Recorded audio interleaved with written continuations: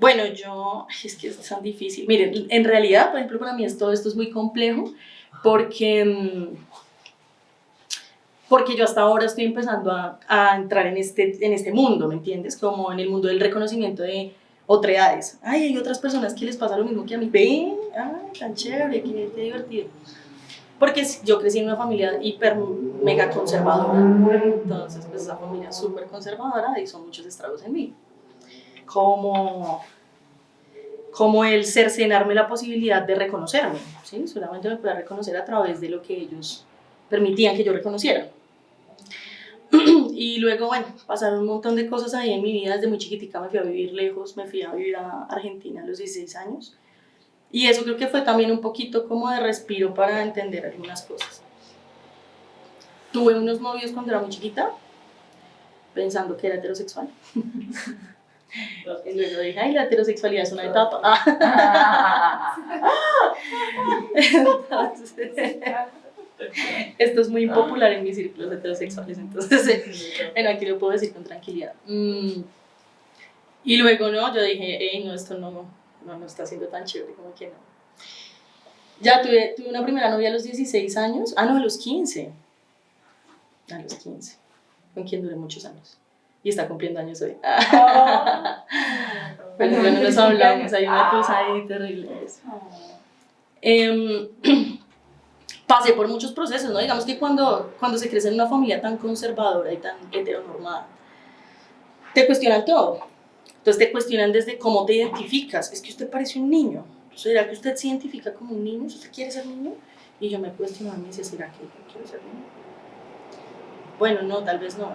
Luego fui creciendo y dije, no es eso lo que me pasa. O sea, es decir, que sienta atracción por otras chicas no quiere decir que yo quiera ser niño. Luego, también es complejo, por ejemplo, el mundo de lo no binario para mí es complejo todavía. Porque también trabajando con mujeres, empezando a trabajar con género, las construcciones del concepto de mujer se caen. Entonces todo lo que yo concebía como ser mujer se pone en cuestionamiento y entonces ahí es donde me digo, venga, a ver, si me identifico como mujer, para mí, ¿qué es ser mujer? Y no me preguntes eso porque todavía está en construcción. Para mí es bien complejo poder definir eso. Y yo he peleado toda la vida con esas cosas. Entonces, por ejemplo, a mí me encantan las camisas. ¿Sí? Hace poco estaba haciendo una capacitación para comisarios y comisarias de familia. Y cuando les hablaba de roles de género, me remitía a la ropa y me ponía esta camisa es de hombre. Y es de hombre porque tiene los botones al otro lado. Pero tengo camisas que son de mujer, casi todas. Entonces me ponía una de esas y les decía, miren la ubicación de los botones. Y es porque a unos los vestían, a los otros no. Y desde ahí, ¿me entiendes? O sea, para mí hablar de la construcción en ese sentido y de la identidad en ese sentido es muy complicado. Aún así creo que con los conceptos que he podido ir captando y además perfilando, construyendo no tanto porque es ambicioso construir un concepto. Sí me identifico como una mujer, trabajo en pro de las mujeres, amo las mujeres y me siento atraída erótico-afectivamente por las mujeres. Luego de haber reflexionado muchas veces sobre eso, ya como que lo concluí y lo dije. Ahora, ¿qué soy? Pues ahí vamos, viendo. En eso estamos. ¿Cuáles son los tipos de violencias que sufrió como una mujer lesbiana? Yo creo que casi todas las violencias.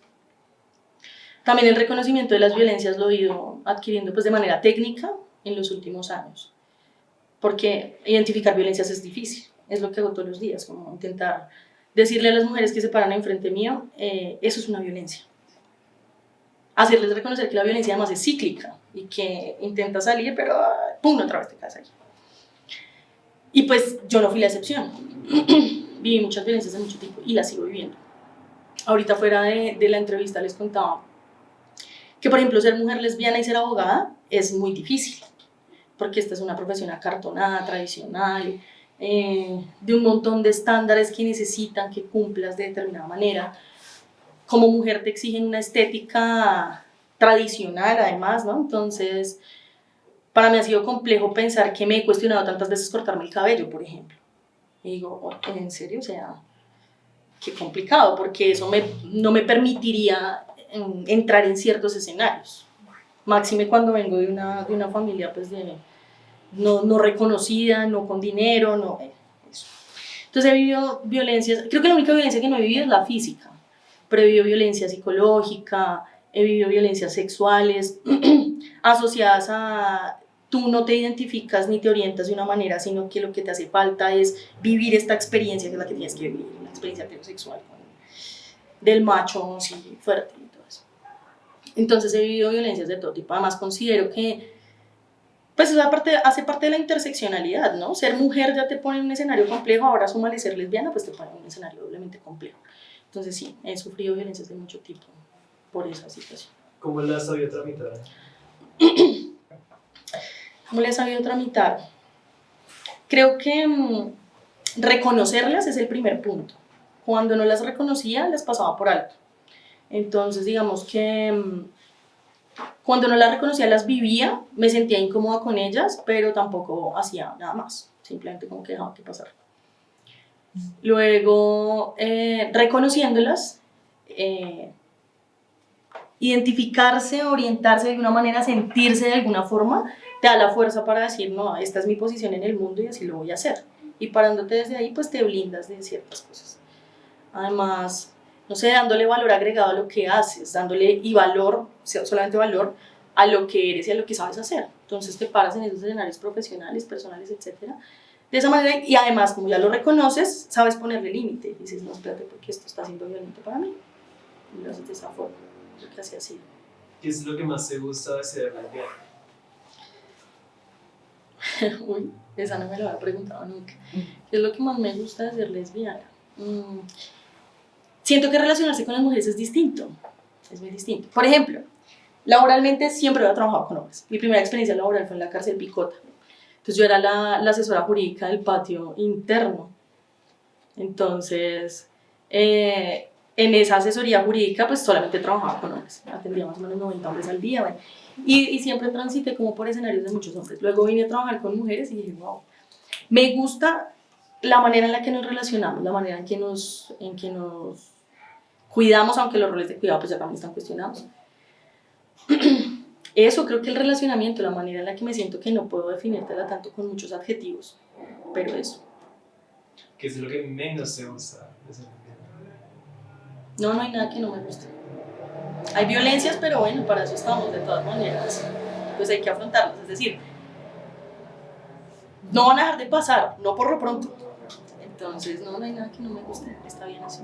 Y la socialización, digamos, en un momento por esto de la heterosexualidad obligatoria, porque es algo que existe históricamente, a este cambio con sentirte cómoda contigo misma, ¿qué has visto? ¿Qué has vivido? ¿Qué ha cambiado? O sea, mientras he transitado de lo tradicional a... Sí. ¿Qué he visto? He visto que existe un mundo que no ha sido tan reconocido, a pesar que pues, está en la literatura hindú, no está reconocido.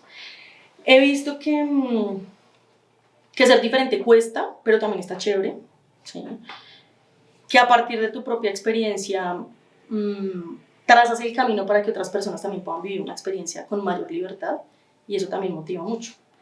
Entonces, en el momento en el que tú puedes decir y puedes verbalizar la palabra lesbiana, que además nos la han metido como violenta, ¿no? Decir lesbiana, tanto que nos han obligado como a llamarnos gay, ay, es que es una chica gay, no somos lesbianas. Entonces, aprender a verbalizar la palabra lesbiana es difícil, y transitar por ahí os da tranquilidad, y motiva saber que con tu experiencia puedes jalar a otras personas a vivir esa experiencia, o sea, a vivirla, quiero decir, a reconocerla, decirle, ay, decir soy esto, y poder salir al mundo a decir soy esto.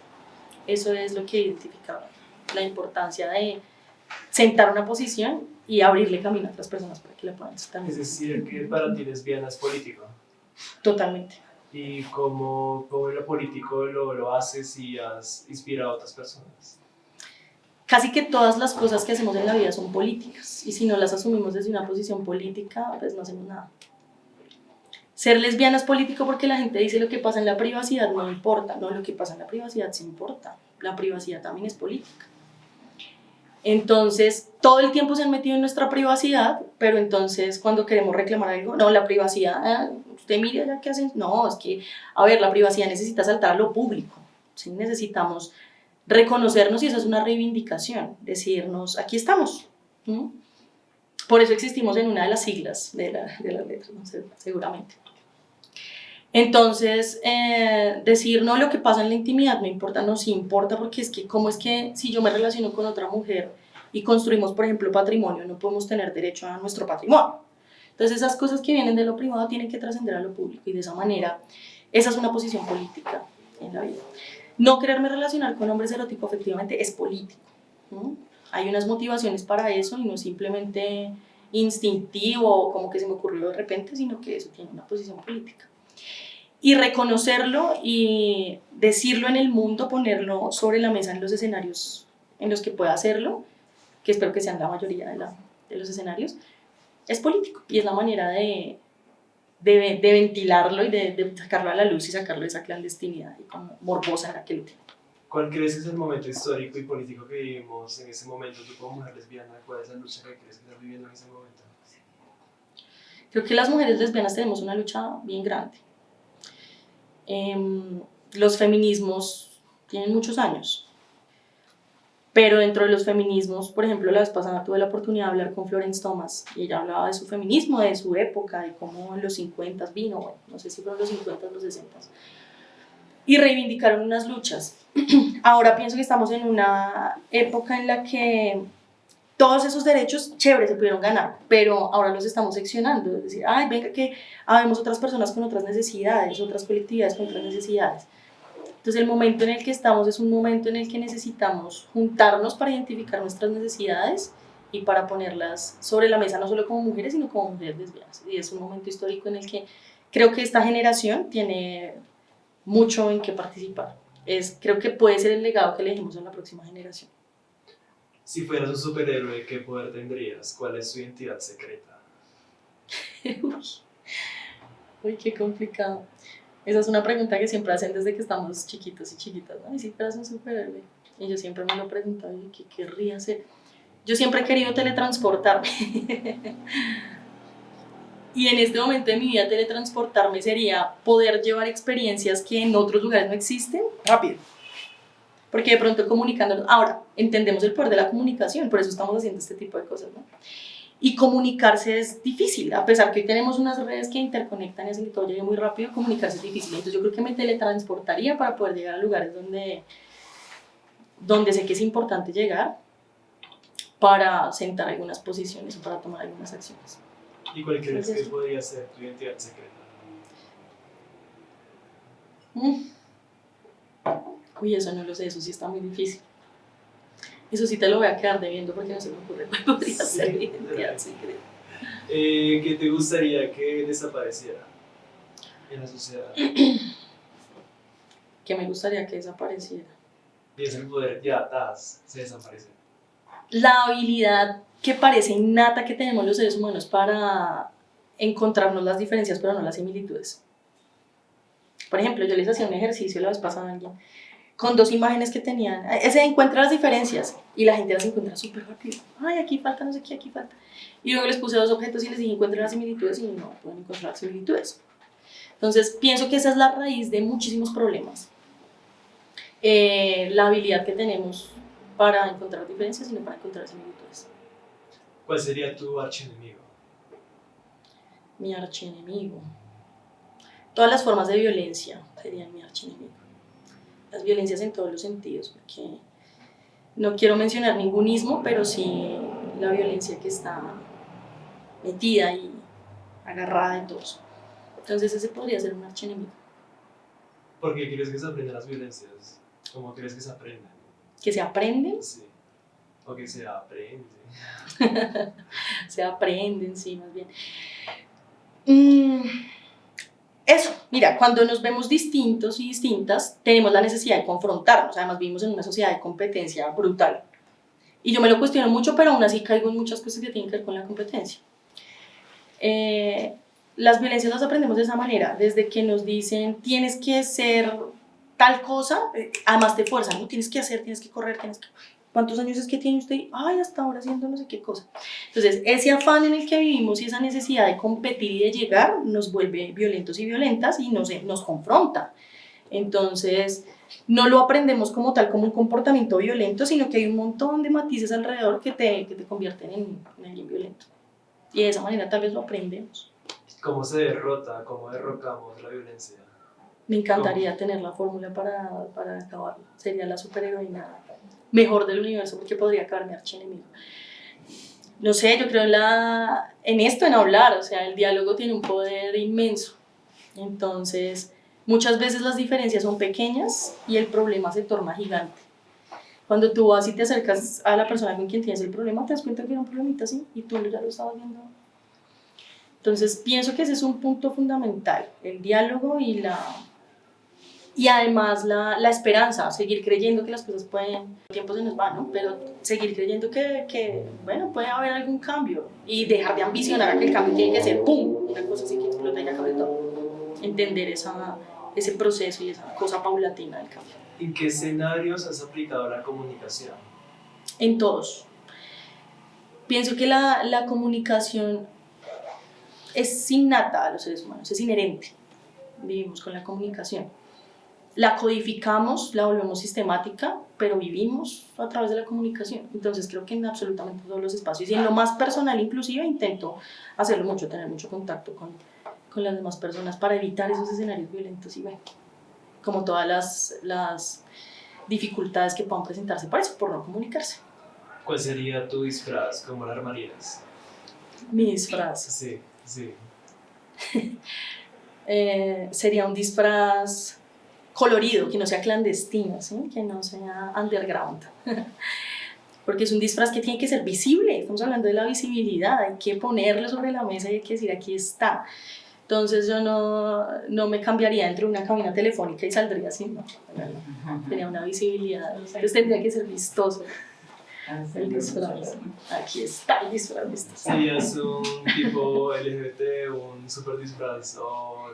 No sé, mira que tengo una dificultad con los colores. Ajá. La gente dice, y ese es un sexismo, que las mujeres somos muy buenas identificando colores. Entonces creo que soy menos mujer que las otras porque no identifico muy bien los colores.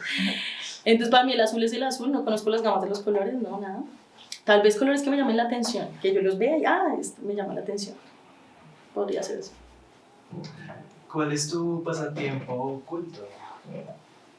Mi pasatiempo oculto. Ajá. O de pronto tus pasatiempos y tu pasatiempo oculto. Mis pasatiempos, ya les contaba ahorita que me gusta la percusión, estoy aprendiendo todavía mucho de eso. La música, me gusta mucho la música. Tengo un hermanito pequeño con el que nos hemos formado ahí los dos musicalmente. Creo que ese es mi mayor pasatiempo, lo que más me gusta hacer cuando me queda tiempo para hacer cosas para mí. Y casi que no tengo pasatiempos ocultos, mira que... ¿Oh, sí? Bueno, igual si fuera oculto lo mantendría oculto todavía. Cuando tengo algo oculto es oculto. Así intento que no, casi todas las cosas salten a lo público. Okay. Viví mucho en los escenarios muy privados y creo que un propósito actual es no hacerlo tanto porque ha sido muy dañino. Entonces, pues bueno, si tengo un pasatiempo oculto, voy a intentar identificarlo y luego se los cuento. Prometí. ¿Qué deberían saber de ti las personas al momento de conocerte o antes de conocerte? Deberían saber que tengo cara de que soy de muy mal genio, pero no. Deberían saber que pueden acercarse con toda la calma del mundo, que casi que siempre intento tener mucha disposición para cualquier cosa. Me parece que dejar la prevención para comunicarnos y para relacionarnos es muy importante. Entonces me gustaría que supieran eso, siempre desde antes. O sea, si existiera un poder que pudiera insertarles eso en la cabeza antes de, me gustaría que eso pasara. ¿Cómo te socializan entonces? ¿Y cómo lo recibes? Pues eso, mira que me suele pasar eso, como que la gente se previene porque, uy, esto como que tiene como mala cara, o sea, y eso hace parte de todas las cosas identitarias, ¿no? Como que siempre todas las cosas las necesitan codificar, entonces si te ves de determinada manera, ya lanzan un juicio sobre esa manera con la que te están viendo, a través de la óptica de cada quien. Entonces, esa es una dificultad, pienso que lo socializan así, pero luego ya me conocen y dicen, no, es bien. Ahí donde la ve, mírale esa cara y ahí eso es un dulcecito, al final de cuentas. ¿Y como mujer lesbiana? Mm, bueno, como mujer lesbiana he vivido, yo creo que he sido más lesbiana para todo el mundo que para mí misma. Entonces he transitado por muchos escenarios en donde todos me han dicho lesbiana antes de yo reconocerlo. ¿Ves? Entonces ha sido como público para los demás y privado para mí. Han sido violentos en meterse ahí y decirme qué soy o qué parezco. Además, porque parecemos una cosa, ¿no? Para la gente que quiere intentar estandarizar, no, eso se le nota, eso ya fijo. Entonces, eso me ha pasado un montón. ¿Y qué? Y esa ha sido una experiencia de vida a través de ser lesbiana. O sea, soy más lesbiana para el resto que para mí misma. ¿Qué tienes en común con tu archienemigo? Es decir, la violencia. ¿Qué tengo en común? Que la tengo muy interiorizada. Mi archienemigo vive en mí, como en la mayoría de la gente. Intento que tengamos una buena relación para que no se salga cuando no le estoy dando permiso. Pero creo que esa es una relación bien estrecha, que todos y todas tenemos con ese archienemigo, que es el mío, pero pues igual está ahí, le gusta meterse en todo lado. ¿Cómo rompes estigmas siendo una persona vulnerable LGBT? Una mujer lesbiana? ¿Cómo rompes estigmas para ti, contigo y con la gente? Mira que yo pienso que desde que estábamos chiquitas o chiquitos, nos metían en la cabeza que teníamos que ser alguien en la vida. Y eso al final de cuentas se materializa en estudie y haga alguna cosa y a usted le ponen un rótulo cuando ya es esa cosa. Y creo que es el escenario que más me ha empujado a ponerme enfrente de esa identidad o de esa orientación. Por lo que yo les contaba también ahorita, ser abogada y ser lesbiana es difícil, porque te exigen tener unos estándares de muchas cosas. Y creo que esa es una manera de romper los estereotipos. Desde cómo te vistes y cómo te ves, cómo hablas, cómo te expresas sobre muchos temas, dentro de un círculo tradicional de hombres, con unos estándares que ya están ahí, tú solamente tienes que adherirte a ellos, exegéticos decimos los abogados. La manera de romper los estereotipos es siendo como quieres ser, o sea, vistiéndote y expresándote como te sientes cómoda para eso. Es difícil, entonces, o sea, en casi que todos los escenarios, ni siquiera en la institucionalidad en la que me encuentro actualmente, hay una libertad absoluta para hacerlo. Entonces creo que esa es una manera de romper los estereotipos. ¿Cuál sería tu mundo ideal entonces? Es también muy difícil. Oye, hoy me pusieron a pensar mucho aquí. El mundo ideal, pues es un mundo en el que dejemos de fijarnos tanto que hace el resto, si no está haciendo cosas que perjudiquen verdaderamente a otra persona. Si cada quien se pudiera meter en lo suyo, todo sería más práctico, más...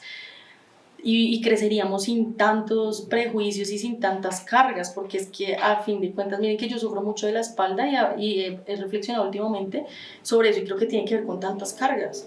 Es que todo el tiempo te digan no haga, no se vista, no piense, no diga, no, de determinada manera, porque eso está reservado para que solamente lo hagan ciertas personas, te carga al punto que... Entonces cuando alguien tiene una capacidad de elección genuina, porque además nos venden que podemos elegir, pues eso no es tan cierto. Si tuvieras la posibilidad de elegir genuinamente, creo que el mundo sería más bonito. Y entonces en esa medida sería ideal, dentro de lo posible, sin ser tan utópica. ¿Cuál es tu forma en la que has aprendido a sanarte y a reconocer esos dolores que se vuelven físicos? Reconociendo mi cuerpo, aprendiendo a escuchar mi cuerpo, es una de las primeras maneras. Entonces el cuerpo es más sabio que nosotras mismas, o sea, en nuestra racionalidad, él es más sabio y desde antes ya sabe cosas. Cuando lo escuchas y lo entiendes, identificas que hay cosas que te están haciendo mal y las limitas, o las transformas, o miras cómo tramitas eso. Entonces creo que el reconocimiento del cuerpo y de lo que pasa por ahí es fundamental, o ha sido para mí fundamental. Y también el reconocimiento de realidades similares, de experiencias de vida similares, porque cuando nos unimos en lo que nos hace parecidos y parecidas, encontramos que, no soy solamente yo la que está sufriendo un montón, sino que hay otra gente. Entonces cuando puedes hacer esos lazos y entender que hay otras personas que pasan por las mismas experiencias y que sufren igual, dices, ay, no solamente me pasa a mí, y esto está chévere porque me motiva a pensar en, no quisiera que le pase a otra persona. Entonces esa es una manera de sanar, identificando qué te hace daño, poniéndole límites a lo que te hace daño y juntándote además con gente que vive las mismas experiencias para que nos blindemos y nos paremos desde una posición política que nos dé tranquilidad para vivir. Porque es importante unirnos. Es importante unirnos porque quienes vivimos estas circunstancias de discriminación, de violencia, de estigmas, pues somos quienes conocemos cómo se siente vivir así. Quienes no viven así no van a poderlo entender, tampoco necesitamos que lo hagan, solamente que pues, por lo menos tengan la apertura de reconocerlo, ¿ya? No van a poder entenderlo porque no lo vivieron. Y yo siento que lo que no atraviesa una experiencia sensorial o sensible no te queda tampoco en la memoria, en esa medida no puedes entender qué se siente. Si nos juntamos, quienes hemos tenido las mismas experiencias, vivido las mismas violencias, sufrido los mismos prejuicios, etc., van a salir cosas interesantes de ahí. Además que unirnos es lo único que nos puede dar una vida en tranquilidad. ¿Cuál es su postura entonces frente a la heterosexualidad obligatoria? Es una cosa muy dañina, es de las cosas más dañinas que existen en el mundo. Y que está anclada a lo que te decía hace un ratico, que tiene que ver con esa capacidad de elección ficticia. Porque tú puedes elegir, pero entonces puedes elegir entre estos 5 hombres.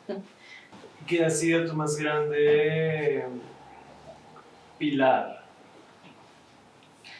Mi más grande pilar. ¿O te parece una pregunta muy normal? Todo que también puedes expresarlo. Sí, mira que a veces tener pilares se termina asemejando a tener un modelo a seguir.